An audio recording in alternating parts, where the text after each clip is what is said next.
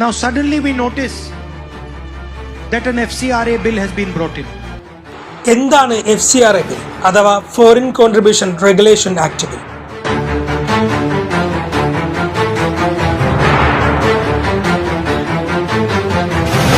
സർക്കാർ ഇതര സ്ഥാപനങ്ങൾ, ട്രസ്റ്റുകൾ, സൊസൈറ്റി എന്നിവ വിദേശ സംഭാവന സ്വീകരിക്കുമ്പോൾ ബാധകമാകുന്ന നിയമമാണ് FCRA അഥവാ വിദേശ സംഭാവന നിയന്ത്രണ ബിൽ. വിദേശ ഫണ്ട് കൈകാര്യം ചെയ്യുന്നതിലും ഉപയോഗിക്കുന്നതിലും നിയന്ത്രണം ഏർപ്പെടുത്തുന്ന ഈ നിയമം 1976 നിലവിൽ വന്നത്. പിന്നീട് നിയമം 2010 പരിഷ്കരിച്ചു.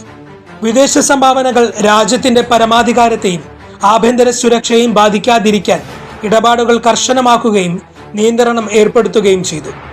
ഈ നിയമം അനുസരിച്ച് വിദേശ സംഭാവന വാങ്ങുന്ന NGOകളുടെ ലൈസൻസ് റദ്ദാവുകയോ സറണ്ടർ ചെയ്യപ്പെടുകയോ ചെയ്താൽ സർക്കാർ ചുമതലപ്പെടുത്തുന്ന സംവിധാനം താൽക്കാലികമായി ആസ്തികൾ കൈകാര്യം ചെയ്യും. ലൈസൻസ് പുനഃസ്ഥാപിക്കുമ്പോൾ ആസ്തിയും വിദേശ ഫണ്ടും തിരിച്ചു നൽകും. എന്നാൽ കേന്ദ്ര സർക്കാർ കൊണ്ടുവന്ന ഏറ്റവും പുതിയ ഭേദഗതി അനുസരിച്ച് ലൈസൻസ് റദ്ദാക്കപ്പെട്ടാൽ NGOകളുടെ ആസ്തികൾ സർക്കാർ ഏറ്റെടുക്കുകയും മറ്റ് നിയമ നടപടികളിലേക്ക് പോവുകയും ചെയ്യും. ഇത് ന്യൂനപക്ഷ വിഭാഗങ്ങൾക്കെതിരെയുള്ള വേട്ടയാടൽ എന്ന കാരണത്താൽ നിലവിൽ ഈ ബില്ലിനെതിരെ ശക്തമായ വിവാദവും പ്രതിഷേധവും ഉയരുകയാണ്.